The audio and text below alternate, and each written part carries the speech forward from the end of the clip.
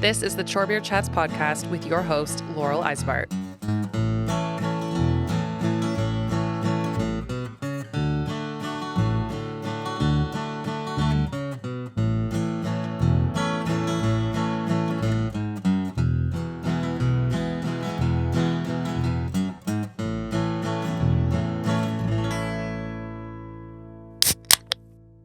All right, what's up, you guys? It's ya girl, Laurel Eisbart.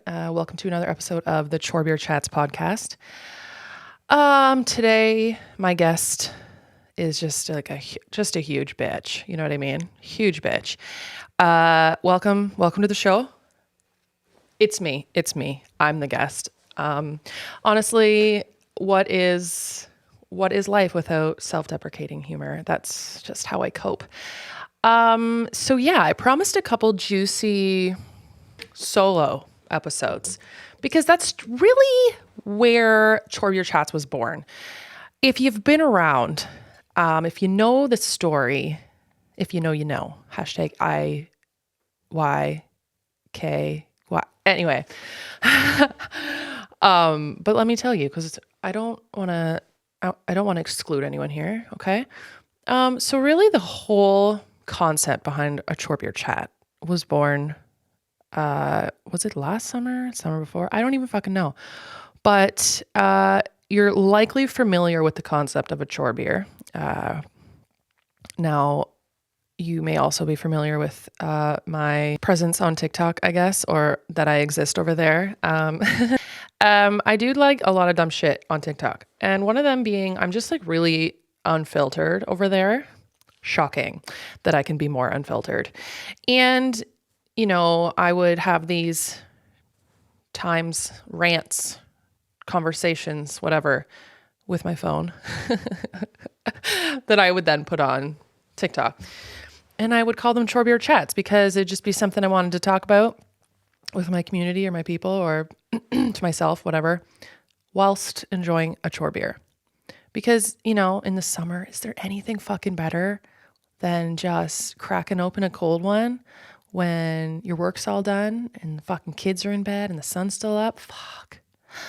Sweet dreams. Side note, I am not having a chore beer currently because it's 10:30 a.m., which I'm not judging you if you would have a chore beer at this time of day, but A, I haven't done any fucking chores, and B, yeah, I will die if I have a beer right now.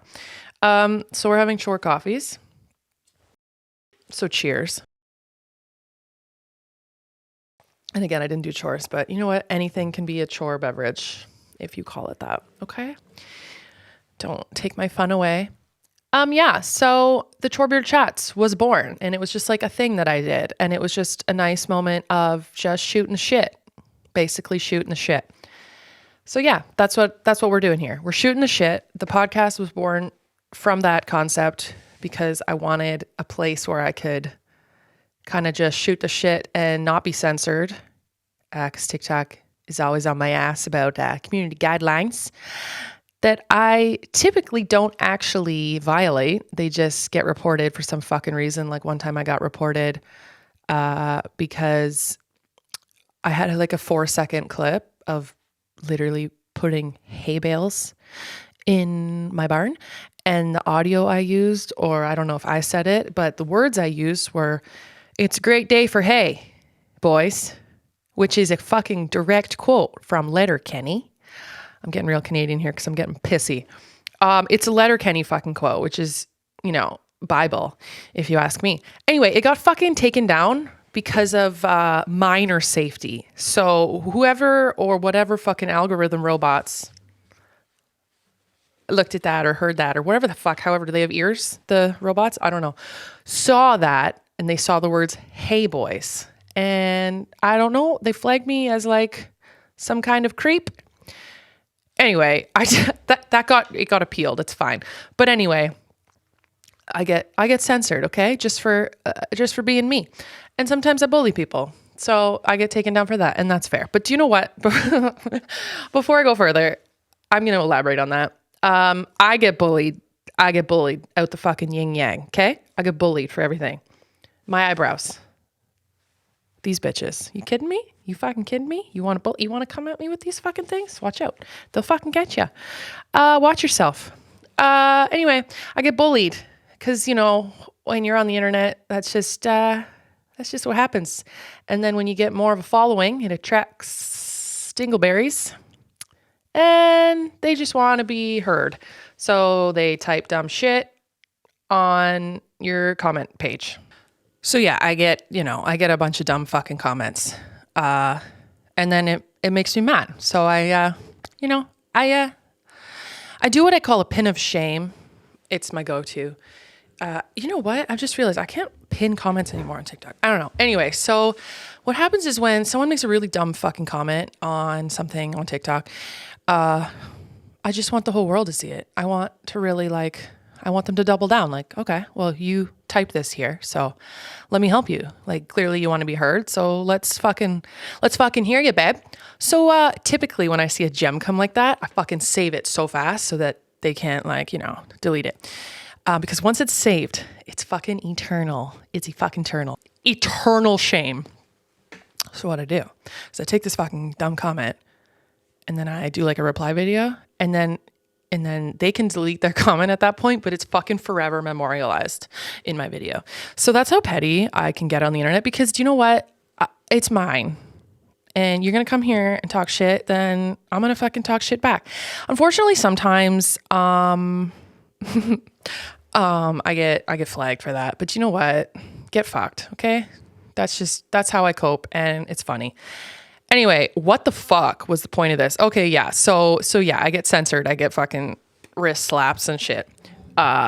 So this is why Chorbier Chats is a thing, because it is a safe place. I have marked it appropriately as explicit. So when you're coming here, you likely already know it's going to be explicit because swearing is just like sprinkles for your words. Okay. It makes everything better. And I'm so sick of people like, oh, that's so classy. Yeah, it is classy or it's not. I don't care what you fucking think. And it actually makes me want to swear like a sailor more because I want you to think I'm not classy just to piss you off.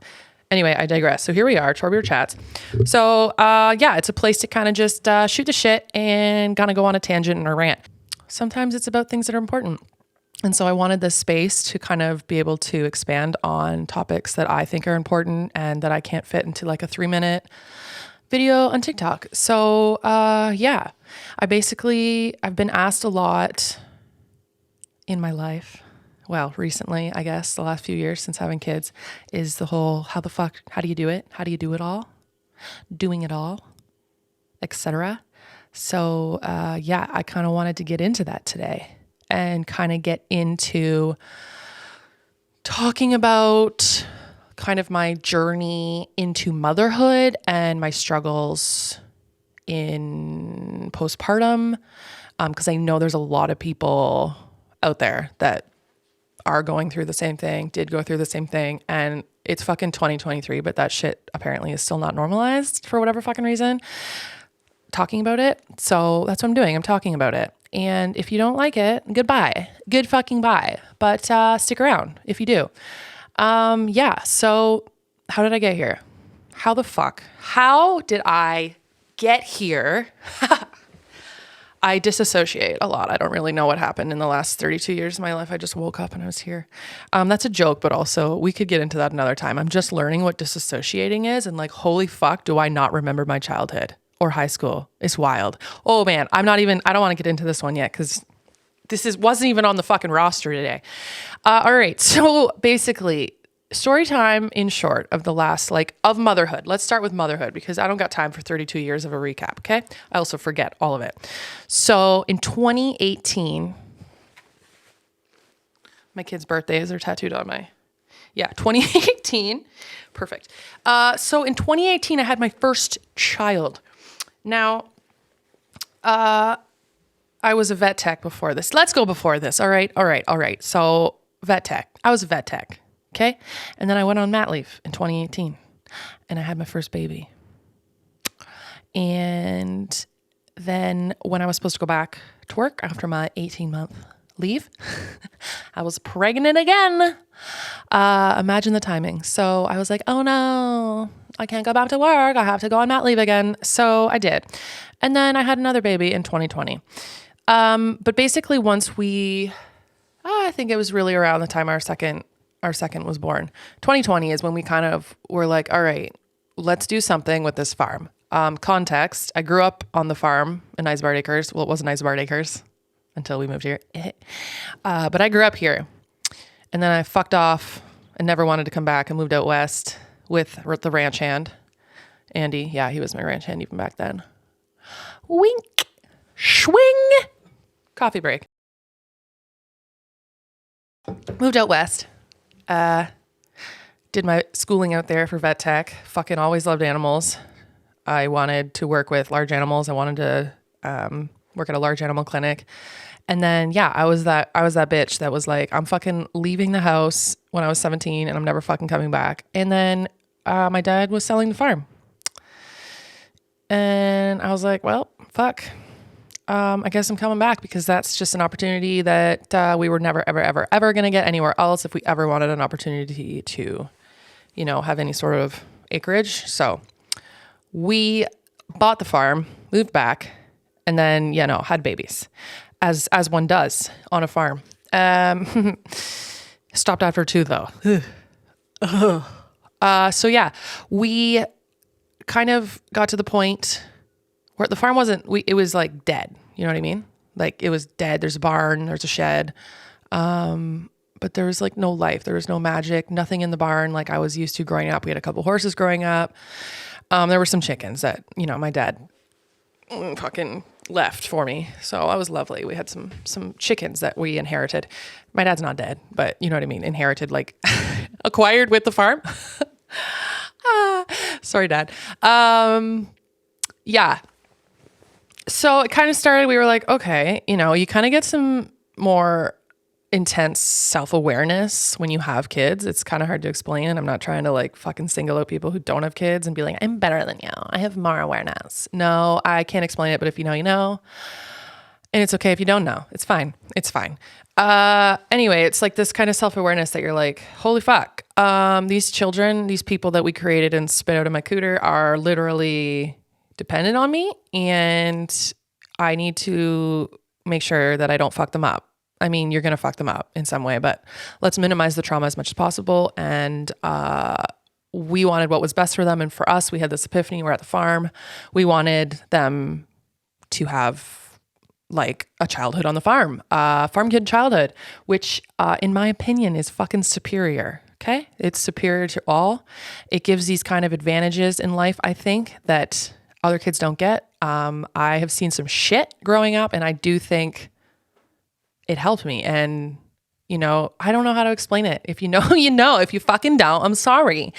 But yeah, like I just, the circle of life, a lot of education that you don't even really know what's happening, but you are being educated every fucking day that you're outside playing, or I don't know, just shit happens on here. Okay. Out on the farm.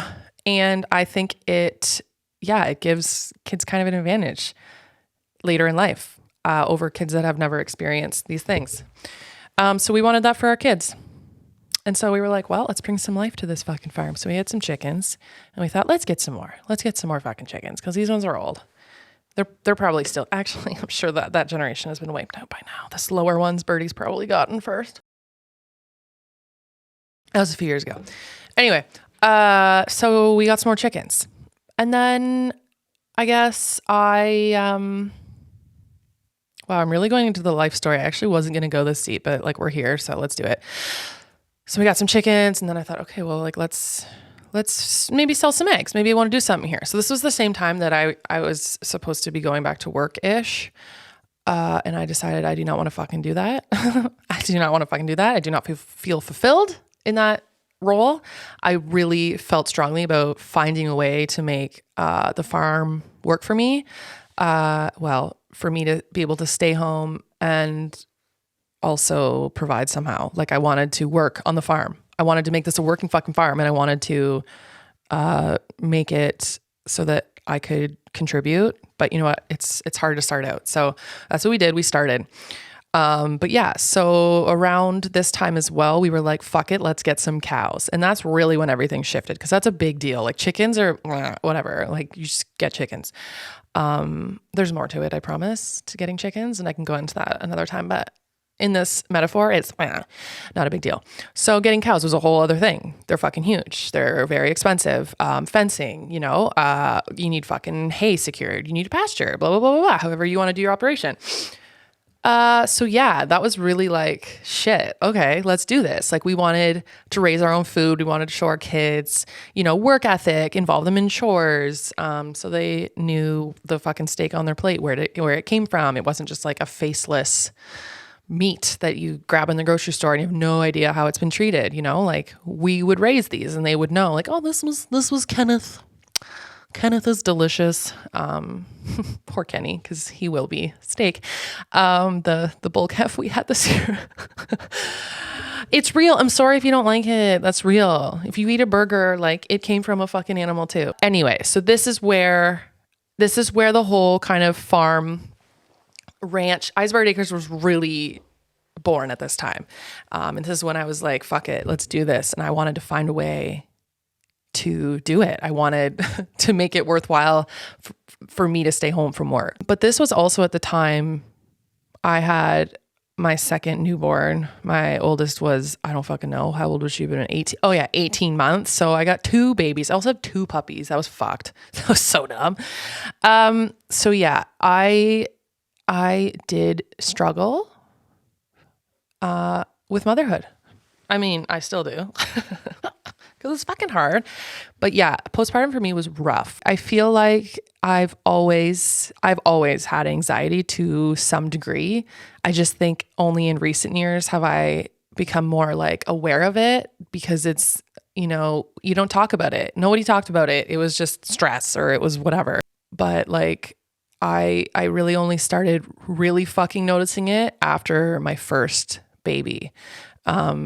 Like you're not sleeping and like you don't sleep. Maybe you do, and fuck you if you do. I did not.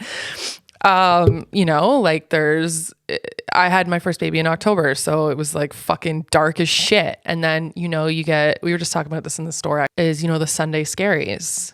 It's like that feeling, but every evening at fucking 3-4 p.m. that you're like, oh my God, the night is coming. The fucking eternal night is coming. And because it's going to be fucking shitty and you're not going to sleep. And it's even worse when like my husband was on night shift often. And so I would just be like compounded with anxiety, because it was like, holy fuck, like you're leaving, I'm alone, I have to do this by myself. And then it's worse when they're on nights, because then, okay, oh, it's 5 a.m. he's home. And then he comes home and he goes to bed for fucking hours, whatever. So, I mean, boo, fuck you for sleeping. You know what I mean? How dare you? The audacity. Anyway, so yeah, it was really fucking hard. And, it was my first. So you got depression from not sleeping. You're feeling the isolation. There's fucking like rage, like your hormones are fucking so out of whack. And I was just angry at fucking everything. Like poor Andy, but also he probably deserved it a little bit. You know what I mean? But yeah, the rage is real. You're worrying about everything while, he fucking sleeps through the night. But every sound, you're just like, oh my God, are you alive? It's nonstop. You're just fucking full tilt 24 hours a day with 0 sleep. And I don't know how we have survived as a species for so long operating like this. Like women are fucking superheroes. It's crazy. It's not that crazy though. I believe it, but it is wild that we are biologically wired to just like be able to survive through that. Men could never. Like my husband with a cold. Good Lord. You know what I'm talking about. Yeah. So I was fucking lost. Also something that no one really warned me about were the intrusive thoughts. Now, mine weren't so much the angle of like having the intrusive thoughts of like hurting their baby, which is fucking really common if that's you. But for me, it was more like not me hurting my baby, not intentionally, but my baby's getting hurt because of me. Does that make sense? So it wasn't me like wanting to murder. Oh God, I'm going to get censored somehow for saying this shit. But I'm being real and you know what I'm talking about. And if you don't know, then yeah, this is going to sound fucked up. But yeah, so my intrusive thoughts were like, I couldn't walk by the fucking stairs, the stairs that went to the basement, because I was like, somehow, like I kept having visions of like fucking somehow tripping over nothing and like my baby being launched down the fucking stairs because of me. Or like, I couldn't handle watching Andy holding my baby walking by the stairs. I'm like, oh my God, he's going to fall down the fucking stairs.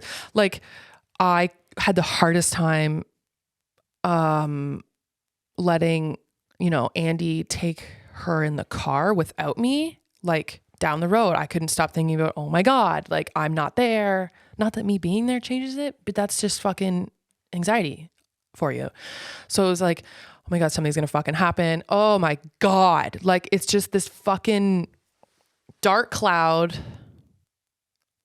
that you can't move. You can't fucking move. Okay. But you can you can move it. And that's what that's what I didn't know at the time. I just thought it was just like a fucking normal mom thing, 'cause I didn't know any other way. And that dark cloud can move, and that is with medication, my friends.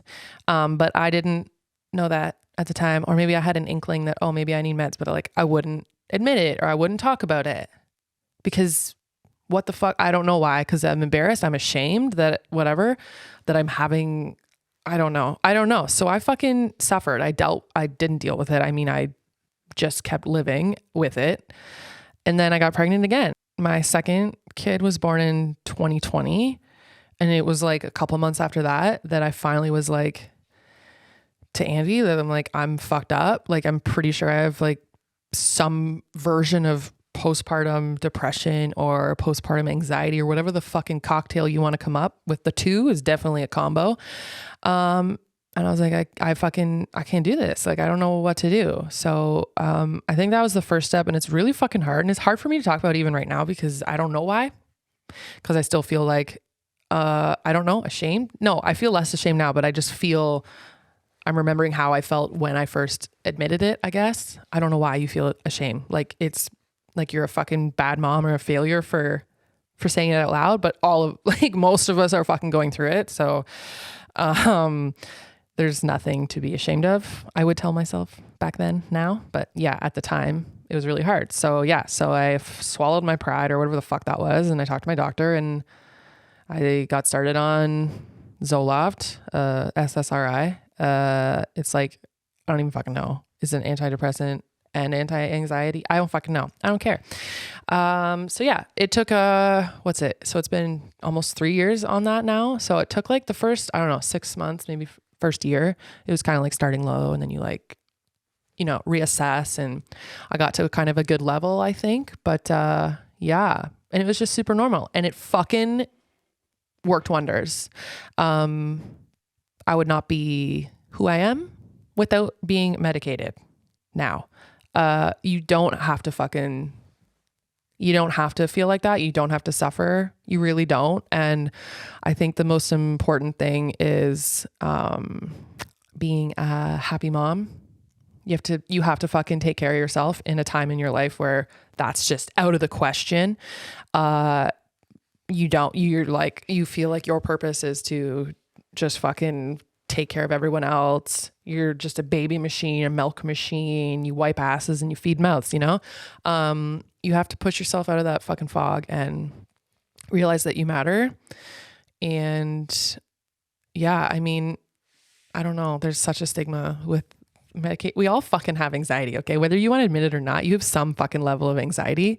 But for some of us, it is more debilitating than for others. Or, for some of us, we will never admit it and we're just suffering in silence, which sucks. And you don't have to do that. And there's nothing fucking wrong with going on meds. There's nothing wrong with it. I don't know why. It's like talking about it. It's like saying you have cancer or something and everyone's like, oh, are you okay? You're depression. You have depression. We all have depression, Susanna. You probably have depression. Like, get your head out of your ass. It's so normal. And being medicated and getting help and just like settling those fucking brain waves, that chemical imbalance in your brain. It should be normal to talk about and normal to do. And yeah, so it's been fucking life-changing, truly life-changing to have finally acknowledged it and to have gotten help for it. So I hope that if you're listening and this is something that you're relating to, that I hope you get the courage to ask for help too, because anything to be a better mom. I know you want to do what's best for your kids, and that is what is best for your kids. Because if you keep showing up like, you know, I was like just fucking pissed at everything, so angry, just crying over just so upset, so distraught for I don't know what, you know what I mean? Like insert XYZ symptom for anxiety and depression. Being like that around my kids, that's not something I wanted. So if I didn't have kids, I never would have probably asked for help. And that's probably why I didn't until I had kids, because it was just not like, it's fine, it's just me, who cares? But I was, if knowing that how I reacted and my fucking energy that I was putting out into the world, how knowing that was going to shape my little brains, my little minds that I gave birth to, that was it for me. I was like, I'm not going to fucking do this. I'm not fucking starting your trauma with this early, maybe later, but not right now. So yeah, I wish I did it earlier, but obviously it's really fucking hard. So yeah, you're not alone, real talk. And, you don't have to feel alone. So reach out to me, to anybody, if you want to talk more about it, because I'm happy to share my shit because it's normal. It was a wake-up call. Finally getting on the right medication and taking care of myself in that way, like really showed me that I matter, which is like a wild concept. So I needed to change how I viewed myself and how I treated myself if I wanted to be a healthy role model for my kid. So as I said, the best mom is a happy mom, in my opinion. And for me, that meant doing more things for myself. So I started spending more time outside. I started, hanging out with my animals more. I really dove into my photography at the time. So, the timeline's getting a little foggy now, but, so when I decided, this is all kind of around the time that, I was supposed to go back to work after my second kid, and I was like, fuck that. It's funny because I wouldn't have decided that way if I had not started prioritizing my mental health. Do you know what I mean? So I decided I fucking matter. And, in order for me to keep showing up as my best self for my family was to do things that fulfill me. And going back to my career as a vet tech just didn't fulfill me. Like working with animals is great, but there's a lot of other shit that comes with it. A lot of shit.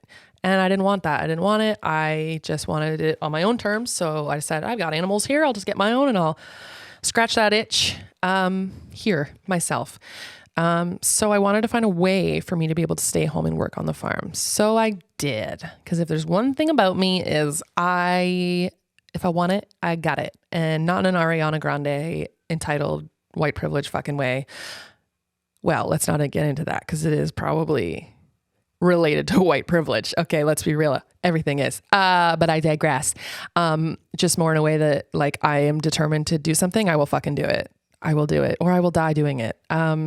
So that's me right now. I'm dying, trying to do everything, but that's a whole other story that I'll probably get into later. So yeah, I really wanted to make it work. And so I fucking just tried so hard. I tried so many different avenues. I poured myself into my photography, and then I tried monetizing it. So I've always loved photography. I bought myself a DSLR. I got a Canon T1i, Rebel T1i back in fucking 2008, 9, 10, that era. The kit lens, like the garbage 1855 millimeter kit lens that it comes with, just fucking trash. But yeah, I lived in Toronto at the time and I just fucking whip it out and just like go and shoot stuff. And it was so fun. And it was just like a fun hobby, creative outlet. And then, like fucking life happens and I stopped playing around with it. So I dusted that bitch off after my kids were born. I dusted that bitch off and I started playing with it. And then like slowly but surely, I saved up and I bought myself a 50 millimeter lens because they're very affordable and, very affordable in relation to other lenses. So I got myself a 50 and I fucking loved it. And I just really, really tried to make something out of it. I got the courage to actually start, looking like branding it. Like I named it Barnboard Photography and I put myself out there and I was booking a few paid gigs and, I just didn't say no to anything because, in the beginning of things, you feel like you can't. And, whatever, boundaries, that's something I've gotten better. But at the time, I said yes to everything. And so, for experience and everything like that. But, I burnt myself out, cut to like 2 years later. I burnt myself out because it started as like a passion project thing for me. And then I got to the point where I was doing some other things and then I was like, I don't have to say yes to everything. So I'm not fucking going to, cause let's be honest. Oh God, if I took your family photos, please don't take this the wrong way, but I fucking hate shooting family portraits. But I thought, oh, that's what photographers do. You have to. Oh, weddings, you have to. I never shot a wedding, but I did, get close to, and actually they fucking ghosted me. I set up a contract and set a date and everything. And yeah, they wasted my time. Anyway, thank God. Thank you for that. And now a word from our sponsors. Hello, friends of the pod. Have you been hearing about the constant interest rises over the last year and worried about what that means for you? If you're looking to buy a home, need to renew or refinance, or just have questions about what's happening in this crazy market, I'd love to be the one to help. I'm Jen Walker, and I'm a mortgage agent with Dominion Lending Centers. I'm here to answer all of your questions regarding residential, commercial, and agricultural mortgages. I will do the shopping for you to ensure that you get the best rates possible for your needs. Follow me on Instagram at Mortgages by Jen Walker, and find the rest of my contact information in the show notes. I look forward to working with you. Cheers. Brokerage number 10671. I like the creative part of photography. I don't like the fucking posing. I don't like the parts of it where like you have to, the end goal is we must have a photo where everyone is looking. You must sit here. I fucking hate it. I don't like it. It sucks the life out of it for me. It makes it not fun. So I was getting to the point where it was becoming unfun because I fucking hated doing that. So I stopped doing that and I focused more on like my nature and farm life and, like creative and like fashion photography. That's where my shit is. That's my fucking wheelhouse. So yeah, I did that. I did it that way. And, so it was working for a while where I was bringing in some income with that. But then I was like, okay, well, this isn't fucking working because I hate it. So then I started shifting my priority to a little bit more of, I started an Instagram account way back when, not way back, but at the same time that we got cows, like when Isbard Acres was basically born. And I worked really hard at that because it was really started out as just like a place to share everything. And it was more to just like be accountable for my own shit and like to be able to look back and be like, wow, look what we did. Like we're going to get cows and watch me get them and blah, blah, blah. But then I like accidentally kind of built a bit of a following in a community and it was really fucking cool and it's amazing. And I decided to see if I could maybe get some brand deals, like some social media partnerships. Cause I thought, okay, well, like, fuck it, let's try this. So, I did a couple things there, but if you've done any type of influencing or brand deals, starting out, just kind of the same theory as, behind the, not saying no, it's kind of like, it's for product and, you got to get a fucking foundation and some experience before you can start giving your rates and stuff. So at the time, it wasn't paying the bills. Like I was getting a fucking sweater or whatever, which is still cool in its experience. And I don't regret anything because they've, laid a foundation with certain brands that I'm still working with today and they're paying me. So keep working at it. But anyway, so at the time that wasn't paying bills. So I'm like diversifying like a motherfucker because I'm like, what can I do? Where can I go? What can we do to like make this work? Because I want to do this and I'm going to fucking do it. So then, at the same time, my following, I feel fucking cringe saying that, but it's true. I have a following. And at the time I like toyed around with like, oh, we should do like some ranch merch. Like that's cool. Like just to have. And it fucking sold out right away. And that blew my mind. And I was like, holy fuck, this is something. But that's not, you can't just constantly have merch. That wasn't a sustainable option. So yeah. So basically my whole thing was to just keep diversifying, keep trying different things. Because yes, I genuinely love being present on social media. Like I love creating and I love sharing my shit. I do. I really do. I wouldn't fucking be here if I didn't. But there comes a time when, I want to get that money, honey. Okay. I'm going to be real transparent here. So, and I think if you followed me, like, that, if you've seen my shit from the beginning, like, how hard I've worked. And I'm pretty sure me telling the story of like, about how all of these things were to like, make a living for my family, to support my family. Like you would agree. Yeah, I know that's what you were doing, obviously. Because this isn't just, I don't do this shit for free. Do you know what I mean? Like I do a lot of stuff for free, but what I'm saying is it's time that I want to start leaning in a little more into what I have built and trying to, make a living off of it. And that's what I'm trying to do. And so that's where the podcast has come in. Okay. So that was just like the next step for me, which is wild. Cause here I am with a podcast in my farm store that I have. Oh, I skipped a whole fucking chapter. Where was I? So yeah. Okay. Right. So we did the photography, the brand deals, and all at the same time. I was like, fuck it. I am going to build a farm store. So then I built a farm store and then cut to a year later, which is now. And I'm sitting in that farm store recording a podcast like a psychopath. Who am I? So yeah, again, if you do follow me, you are aware of my psychosis. It's just another day, babies. It's just another day. So how do I do it all? I don't know. I feel like a lot of people here are like, you know what, honey? I don't do it all. But you know what, bitch? I do it all. I do it all. I know I do. I acknowledge it. And is it healthy? Probably not. But let's be honest. I do it all and I fucking love it. I thrive in the chaos. I've said that before, but I fucking thrive in this. I have to always be moving because if I'm standing still, then I'm not fucking making my family better. What am I trying to say? I'm not contributing. Like, and I know that's a toxic mind frame because a lot of people are probably like, bitch, no, you don't have to. You can take a break. I know, but I can't. Okay. I can't.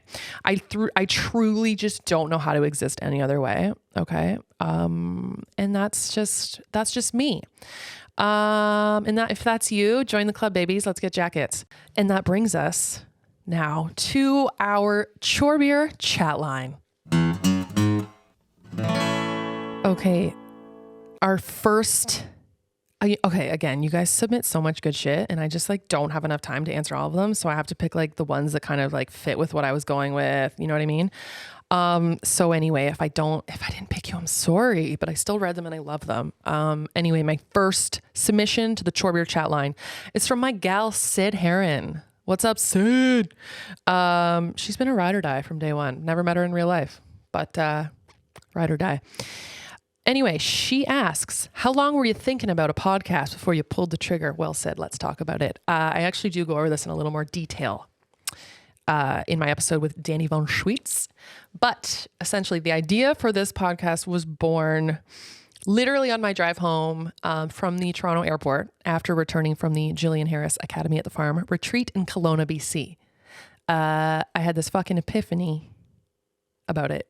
Never in my life before that time in the car ever was I contemplating or even fucking considering having a podcast. Like that's just a foreign concept to me.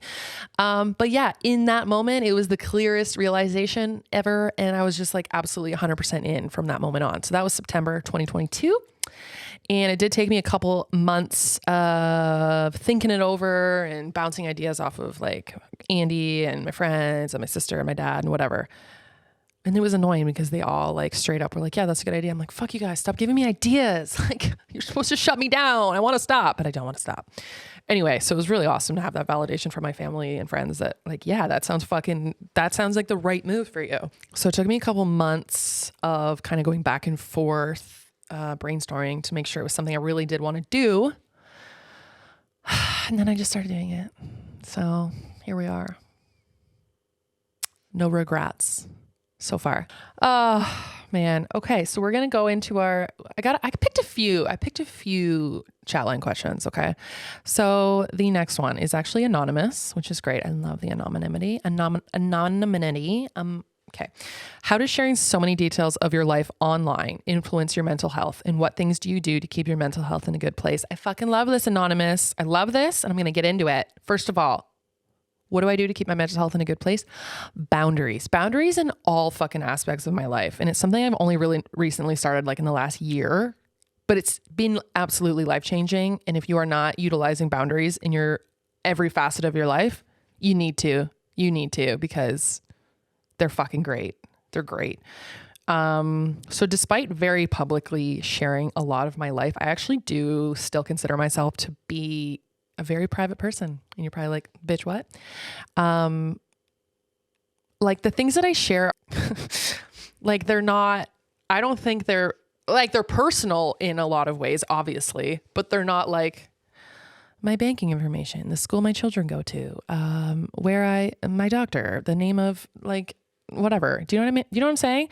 Like I have a few boundaries that I've, developed with my online fucking presence. So there are some exceptions, but for the most part, I will not post my location while I am there. Usually. Sometimes I will, but if it's going to implicate, how do I say this? If my kids are with me at said location, or if posting about said location is telling the world that my kids are at home or something, whatever. I won't do it until later. Like I will usually post it later after I'm not there because I don't know. I just feel icky about that. Like I don't need you to know that I don't know. It just feels like an internet safety thing. And that's probably a bit of anxiety as well, but you know what? Whatever. It is what it is. I'm calling it anxiety, and that's fine. But I also just think internet safety is really important. So I don't really want you to know where I am. Because what if that went and got into the wrong hands, you know what I mean? Like, I don't know, especially if it involves my kids. Like if I'm with my kids, like, fuck no, you're not going to come and see my kids. Like, I'm sorry. So on top of that, I'm also, another boundary I kind of have is that I will typically I will snap content or whatever throughout the day. And, I usually, unless I have a moment, I usually will save it all and kind of dump it later. Like once my kids are, watching their show before bedtime or they're in bed, then I will just usually dump everything then. So for the two reasons, one being the internet safety, like, oh, I'm at the fucking Tin Fiddler today. Shout out to the Tin Fiddler. I will post that at like fucking at nighttime and I'm not there anymore. Sometimes I will when I'm there. Okay. There are exceptions if I feel safe about it. I can't explain it. It's very dependent on the situation, but for the most part, I do like a big photo dump at the end. I post at the end of the day, and that's for A, internet safety, and B, also for my way of making my social media presence sustainable mentally. I like to do that so that I can be present more during the day. Like I have a lot of shit that I need to be doing, and it's very, if you know, it's very time consuming to create and post and whatever. And even just like taking the extra minute to fucking shoot something in my story and put a filter on it and type, that drains me. So I typically, again, always an exception if I have the moment, but I prefer to shoot it and just save it in my camera roll or just shoot shit on my video and then create later in the evening, which makes for a very long day, but that's just the life I live and I love it. So it is what it is. But that way I am more present in my life and still also present on socials in a healthy way. So that's another boundary for me. This one is like a hard stop boundary. And it is that I do not share my children on social media. You will see the back of their heads, you will see their feet, but you will never see their face. And there are no exceptions there. And I don't want to alienate anyone who does share their kids, because like, I am not judging you. I love, like, it's so cute to see your kid, blah, blah, blah. That's fine. That's fine. That's fine, everyone. It's the way you want to, it's your decision. And I am not shaming or judging anyone who doesn't do it like me, but I'm just simply explaining the reasoning why I don't. And this also is a branch of, mental health that it makes me feel safe doing this. So yeah. So I would obviously I would love to share my kids. Like, it's so fun. I like seeing other videos and whatever, cute babies on the farm, or you're whatever, not even on the farm. You know what I mean? Like, it's fun because I'm not an internet creep, but unfortunately the reality is that the internet has a lot of fucking creeps. And I am very conscientious about the digital footprint that I would create for my kids, if that makes sense, without their fucking permission. So yeah, it comes, again, 2 reasons, and it's personal choice. Personal choice, I guess, is reason number 1. I guess there's 3 reasons. But it's under the umbrella of personal choice. Anyway, so personal choice, B, internet safety, and C, for the reason of consent. And I know a lot of you are probably rolling your eyes and like, oh my God, it's just a fucking picture. I'm like, yeah, and that's fine. Again, this comes back to like, do you, homie? But this is how I feel. I just feel like they are not old enough to be aware of the implications of having their photo on the internet. I just don't want them to like be 13 and be like, holy fuck, why are there 4,000 photos of me already on the internet that exist before I've even been aware of what the internet is or what it can do and the power behind it and whatever. Like, it just feels fucking weird to me. And I want to wait until they are old enough to like comprehend the concept more, and then be able to like truly tell me that, yes, I'm okay with that. Do you know what I mean? So yeah, you will see pictures of the back of my kid's head, but I am not going to you're not going to see their face. Like, it's funny. Like, I forget that like the world that through which I share on my social media world, they do not know what my kids look like. And that's kind of funny. And that makes me feel actually a little proud. Like, I feel like I'm doing a good job at protecting them. And I know a lot of people will argue that like, oh, it's okay. It's like private. Like, I only share it with my close family list or whatever. The internet, babies, once it's on the internet, it's on there for good. Okay. And it scares me. And yeah, I put a lot of dumb shit on the internet. I'm very aware that once it's on the internet, it's on there for good. But that will not be me with my kids. Again, if you are, that's fine. But this is just my explanation for why I don't do it. Okay. That was a long answer to like part 2 of your question, anonymous, but I'm going to go back to part 1 about how does sharing so many details, online influence your mental health. Typically I want to say it actually is a positive influence on my mental health. So, sharing certain things and kind of getting vulnerable and opening up about things, it's hard, but then to get feedback from other people or comments or whatever, people saying, or DMs that are like, oh my God, thank you for saying this. Like, I so agree. This is so me. This is how I feel. I don't feel alone now, blah, blah, blah. I've experienced the same thing. It's just really fucking validating. So it's validating for like, to know you're not alone. And it's also validating, and it feels good to know that like sharing what you've shared has also helped somebody else for the better, because you've helped them feel less alone, if that makes sense. So there are a lot of good things behind sharing what I share on social media. But of course there are negatives. I do share my opinions on a lot of things, mostly unfiltered.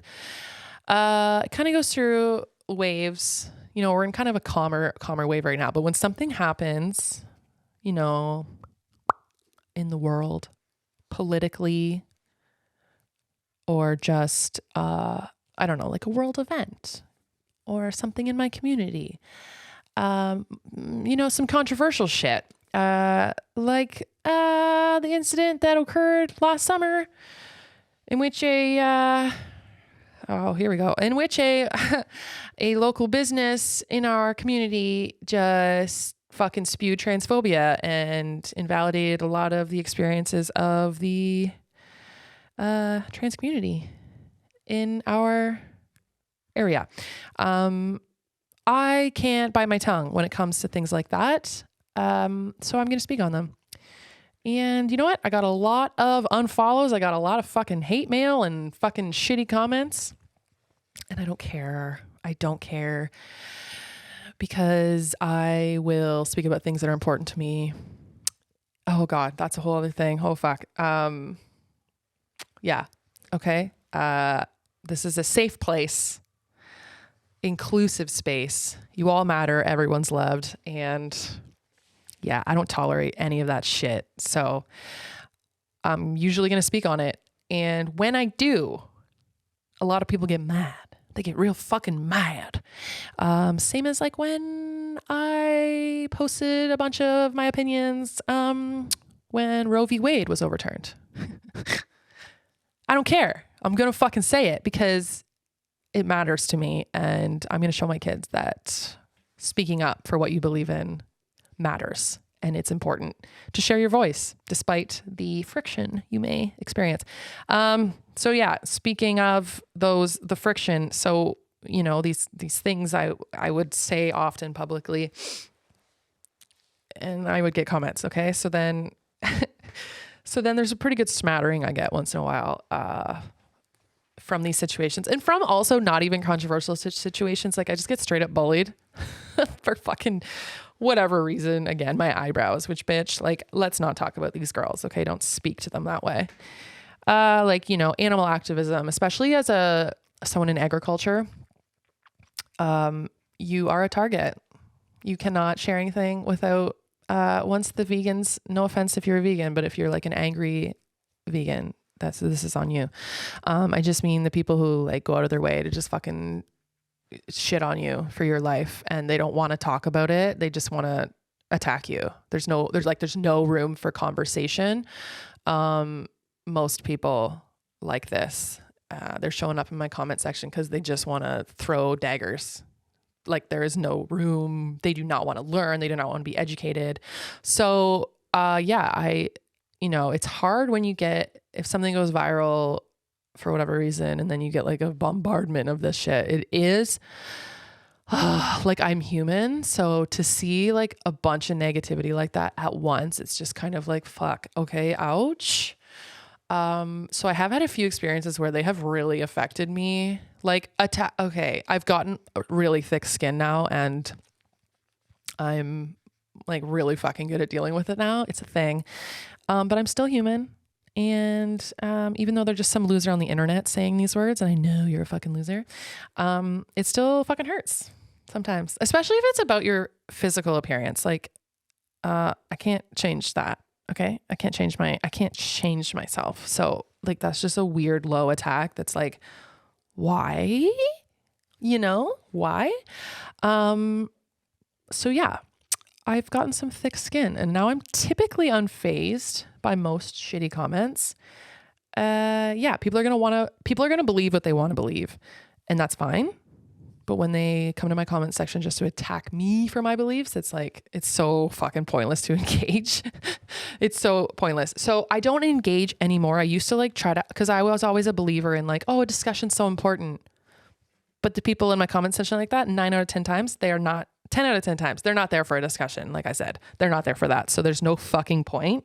It's like trying to have an argument with a fucking narcissist. If you know, there's no point. That's a whole other episode. Wow. I should be writing this shit down. There's so many like fucking branches I want to be taking. or this is going to be a really long episode. So buckle the fuck up. So yeah, I don't engage anymore how I used to, where like I would try and like defend myself. Like, fuck, I don't know why. Dumb Laurel, why would you do that? So now I do sometimes engage. If I do, it's more of like a petty engagement, because that's just the way I deal with it. So it's because I just can't help myself sometimes. I just want to fucking stir shit up, and I want to piss people off because they think they can just fucking come in here and say whatever they want to say because it's the internet. Well, guess what, bitch? You're going to get it back. So my favorite tactic is I just will comment the dumbest shit back to make them mad. And it always works. And it's always hilarious. What's my most recent thing off the top of my head? Usually it's like your mom, like they'll be like, oh, don't you think that a baby, when it's in the fetus, it's whatever the fuck. Okay. Whatever. And then oh no, that's a bad one. Never mind. That's a bad one. I was trying to give an example because like oftentimes they will say something that's like quite involved and big words and whatever. And then I just answer with your mom. But like this was a bad metaphor because I was talking about abortion. Anyway. Oh boy. Anyway, I like to use a good your mom response because they're just like, oh, that's real mature. And I'm like, well, Cindy, your mom. It makes me happy. It makes me really fucking happy. Anyway, that's what I like to do. And I'm going to keep doing it because it's my account. So it's always funny. So yeah, that was a really long answer to that question. And I don't even know if I fully answered it. But boundaries, my babies, are very important everywhere, all aspects of your fucking life. Do it. Put them fucking walls up, baby girl. But yeah, social media, that's a big one because if I want to keep showing up here the way I do, and I want to, I have to find a reasonable solution, a balance, if you will, of doing that. And I think that I've got a pretty good system down for right now, but it can change as your life changes, whatever. Okay. Bobby Joe, how did you get involved into the farm life? Something you were born into, or did you just jump right in? So as I said earlier, I was born here on this farm. No, I wasn't born on this farm. I was born in a fucking hospital, like a, most human beings are. But I mean, I grew up on this farm and we never had, it was not a working farm. Okay. So we had 26 workable acres that were always farmed for like cash crop, grain farming, like, wheat, corn, soybeans. And my Opa, he farms like a bunch of land in this area. So he would just farm it for us. So I was never directly involved in the farming. Like I went for combine rides. Like I understood the process and what was going on, but I wasn't like fully in it, if that makes sense. And so we have a barn. Well, we had a barn. We have the barn still, but I mean, at the time, the barn was just empty.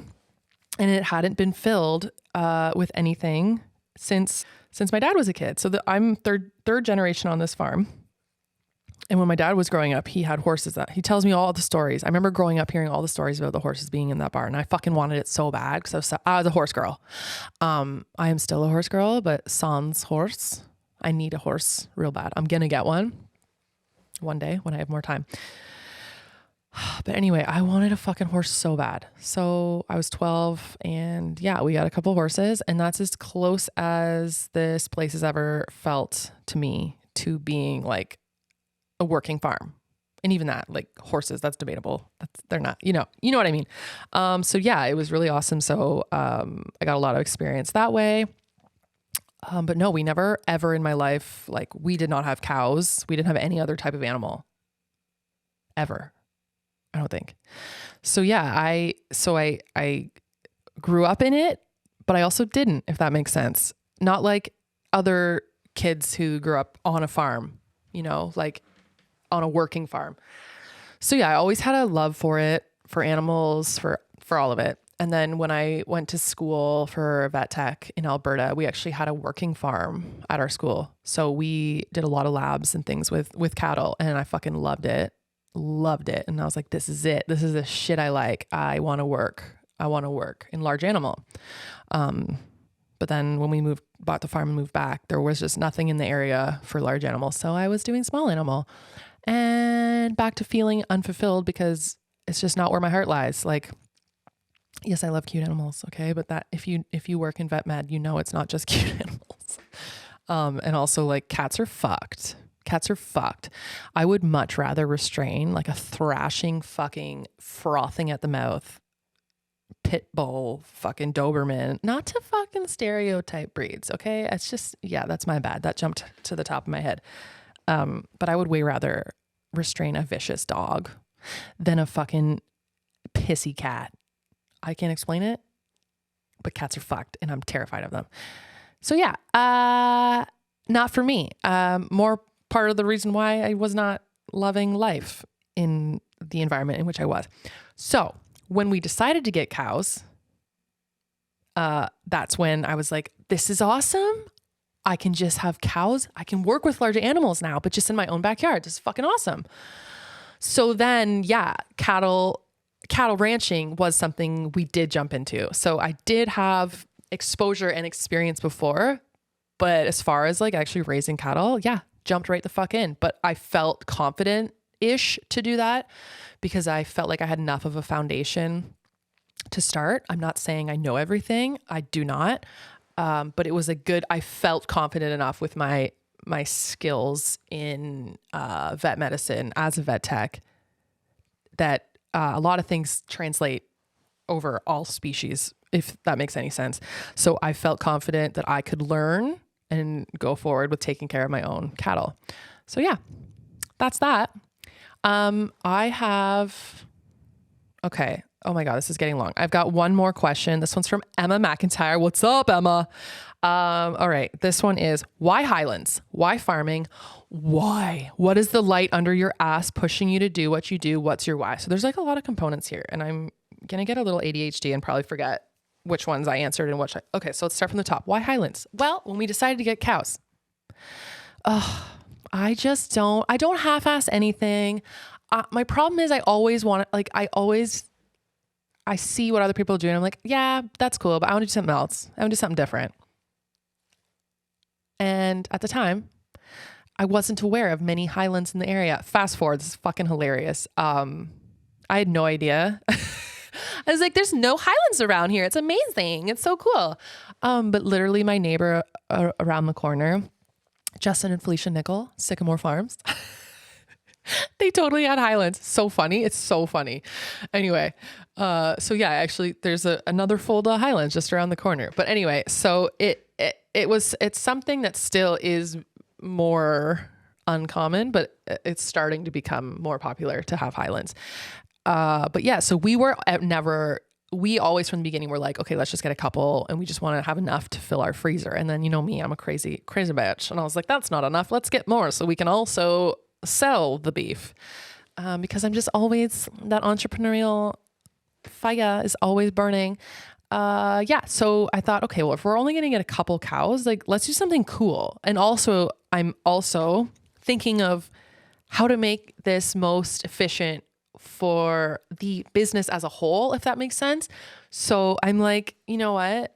An Angus is lovely, but what if we did something that was both purposeful for beef, but also like looked really cool and I could enjoy looking at them whilst raising them and also like use them for my photography. Like, hello, two birds, one stone. So then we started looking into Highlands. And we were like, these are fucking cool. And I guess it was just the concept of like the fact that we were only starting small that we were like, okay, well, like, why not? Why not? That was the thing. Why wouldn't we? Like, okay, yes, Highlands do take longer to mature and therefore take longer to get to the point of butchering for beef. But we were never like looking at it from a business.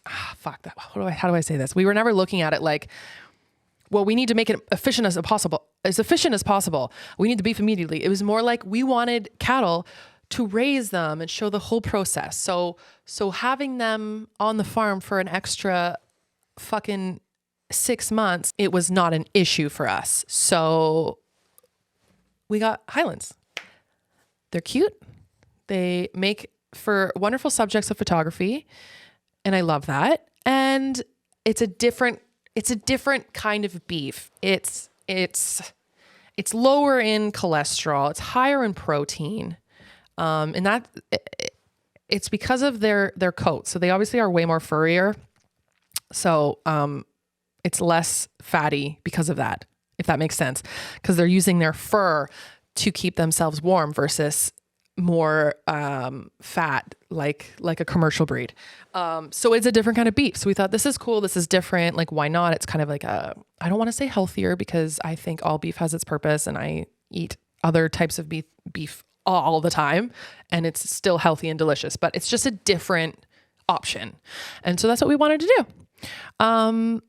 Yeah. So that's why Highlands, and why farming. Why? What's laid under your ass? I guess already touched on all of this. So like I'm doing what I'm doing because it's for me. Like, this is what I fucking feel fulfilled in. I truly feel like this is finally the direction, the path I'm supposed to be on. It's actually so fucked that to think back that everything happens for a reason, or like everything, all the failures and all the shit that I've done actually laid the foundation for where I am now. It's so actually trippy to think about. So, to go off on a bit of a tangent here, right out of high school, I wanted to be a fashion journalist. And of course, fashion, like everyone did. It was the era of the OC and the fucking Hills and I was obsessed with fashion photography. My bedroom wall was literally plastered in cutouts of like Giselle Bundchen and fucking all the high-end designer fashion houses, brands, whatever. I loved it. I loved it so much. And I thought, okay, the way I can get into that world maybe one day is like, I think I want to get into journalism. So I thought, oh, let's go to school for journalism. I failed fucking so hard because I thought, oh, I'm so good at writing. This is going to be easy. I fucking failed like the most basic English class, and it made me just be like, what is life? I thought I was so good at this. And, my prof of like creative writing was like, you're trash. So I just basically fucking partied and dropped out after the semester, because I was like, I am not, this is where I thought I was going. This was what I was meant to be.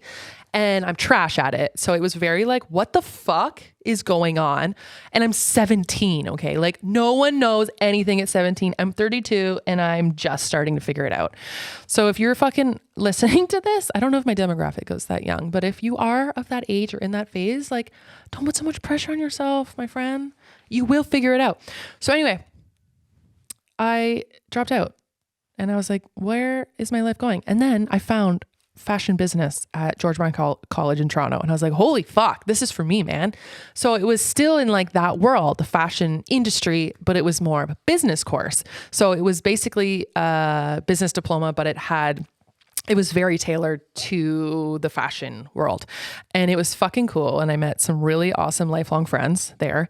And, it was like honestly the best 2 years of my life. And I played, of the time. And I played basketball for the college while I was there. It was just so good. And I really was like, wow, I think that was the first part where I was like, conscious. I was like, oh, I've just gained consciousness. I feel like it was like a milestone. Like I felt like this is where I'm supposed to be. So, I thrived in those 2 years. And then I graduated and I moved back home to Sarnia area. And, basically I was working 3 different jobs at once. So I've always been this crazy. Yes. I was working at a small, what's it called? Like a clothing boutique downtown Sarnia. I was working at a second clothing boutique in Sarnia. And then I was also working at Roots in the mall all at the same time. And I was getting all like at the time graduating from school, I was like, I want to have my own store. Like, that's so sick. I want to have my own store. And I actually did up a business plan and got a business license. And I was what, 19? And I was like going to launch a business. I was going to do a, like an online boutique, which is fucking wild because there's so many of them now. So I was like ahead of the curve. And you know what's funny is it was literally registered my business name as Floral Laurel. My name's Laurel, and I just like fucking thought that was so cool. Floral Laurel, like one word. Modern and vintage clothing boutique. Like I had business cards. I went to trade shows. It was fucking wild. And then I spent more time in these jobs working for these boutiques, and like I learned so much from the owners, and they looked fucking miserable. And both of them, they were like I just got the vibe like they couldn't get out of there fast enough, and it just looked awful, and it fucking shattered it for me because I was like, this is depressing. You look miserable, and I don't want this. So then the big dogs came to town. H&M came to Sarnia. And yeah, I applied. I got the full-time gig, benefits, quit all my 3 jobs, and I was a visual merchandiser there. And then I put some time in, and after like, I don't even know, maybe the first year, then I was a manager. And that was so cool. And I was like, this is fucking awesome. And then I moved out west, transferred to a H&M out there as a manager.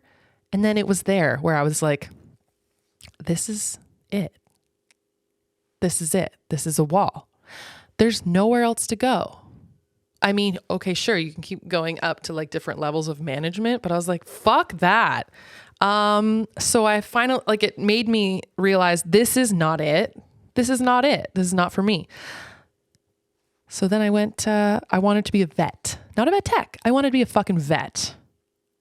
So I got a job, as a vet assistant, tech assistant, TA, in a emergency hospital in fucking Calgary. It was crazy. The shit I saw, crazy. So cool. I fucking loved it. And I was like, oh my God, I want this. So then oh my God, I went back to school. I went to school and I started working on my Bachelor of Science undergrad so that I could apply to vet school. And then it came about to the time, was it second semester of chemistry? Just fucked me. And that was another humbling experience where I was like, I cannot get past chemistry. Like for the life of me, cannot get past this. I was like, I'm not good enough. I can't do this. So then babies, we pivoted again because that's what we do when we're faced with adversity. You don't stop. You just fucking pivot. So I pivoted and I was like, okay, vet med, that's where it's at. Animals, I want this, but maybe there's a different way. So then I found vet tech and I was like, this is it. Did that, fucking thrived, moved home, got a job.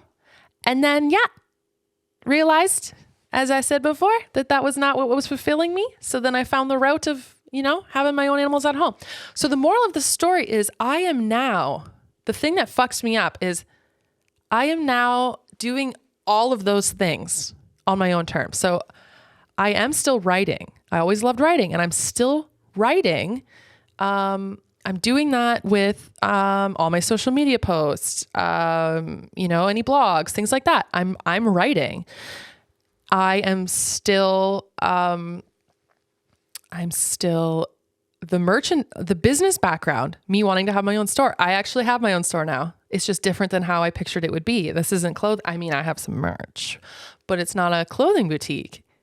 But so things I learned from my business course, I am using 100% tenfold today. What else? So yeah. So then H&M merchandising, I merchandise the shit out of my store. I think it's something that I've, I kind of had a thing for before I even got into it and then learned more at H&M. But it's something I merchandise my store. I set up things for my photo shoots. And then I'm working with animals. So I am doing all the things that I failed at. I am doing now in a different capacity on my own terms. So it's like all the little things that I tried to go 100% full tilt into. I didn't know it at the time, but it's possible to be doing something that, takes a piece of all the little things you like doing or all the things you're good at. And I think that's truly what, if you can find something that fulfills that you're satisfying all the little check boxes of all the things you'd like to do. That's the fucking dream. And babies, I'm living my dream. I am. I love it. I fucking love it. I am doing everything on my own terms for the most part. Still got to pay taxes. Still got to answer to the man a little bit. But in, for the most part, I am the man and I can't get fired because I'm the boss. Yeah. what the fuck was the question? So yeah, that's it. That's why I'm here, because it's all the things that I love doing, and I've found a way to incorporate all of that into one fucking path somehow, which is really lucky. I feel very lucky. And what's my why? What's lighting the what's the light under your ass? What's your why? Honestly, so all the personal goals and professional goals and passions and whatever aside, the number one why, the number one like fire under my ass straight up is my kids. 100%. I just want them to have the absolute best. And so aside from growing up on a farm, the reason I'm hustling and diversifying and doing all these things and trying all these different avenues, because I'm trying to make a living. I'm trying to contribute to my family, and it's for my kids. So I hope when, I don't know, you see me like posting like a paid partnership, or like I'm selling merch. I'm not just doing it for like clout. Like I'm not like trying to get verified. I don't know. I mean, that'd be cool. A check mark would be sick, but like I digress. The root of all of it is and will always be, it's for my kids. I will fucking die for them, and I will work my ass off in order to provide the best life I can for them. And that's really it. And that's not going away. And it's a constant reminder of motivation to keep me going. So that's it. That's my driving force always. And I hope that I'm really essentially still just starting out. I'm hoping I can be successful with everything eventually. I know everything takes time, but yeah, I want to show them that you can fucking do literally anything you want to. Man, mom life, fucking hard. And again, I don't want to alienate anyone who isn't a mom, because it's very valid. You can still have anxiety and adversity with having kids. But yeah, I guess that's kind of wrapping it up for me. Is this whole journey that I've been on has always been for my kids.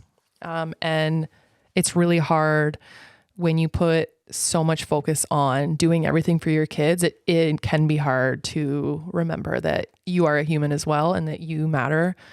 So again, for me, it meant making myself important again. To me, meant going on medication for my anxiety and depression, finding ways to express myself.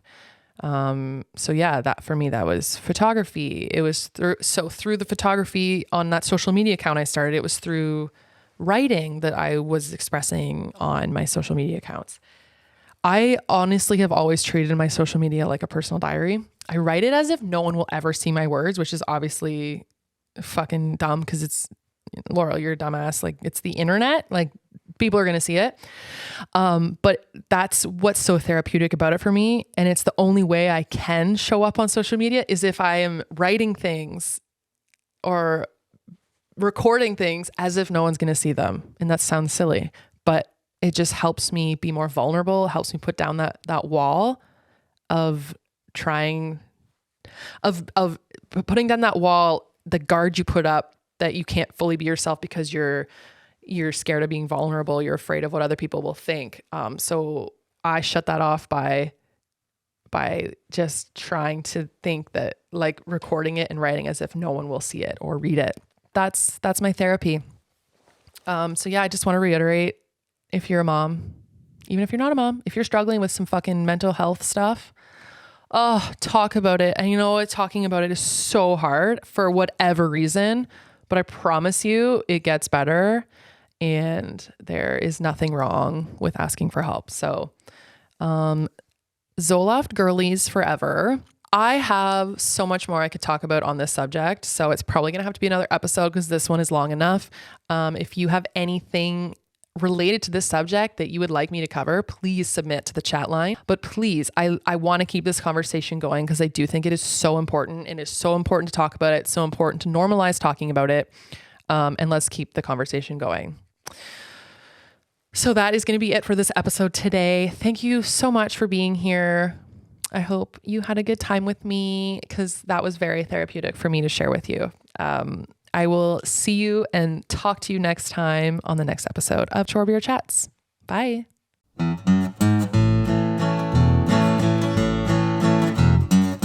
Thanks for listening to the Chore Beer Chats podcast. You can find more information related to this episode at the show notes on our website, isabardacres.com/chorebeerchats. And don't forget to subscribe to the Chore Beer Chats podcast on your favorite podcast app and on YouTube.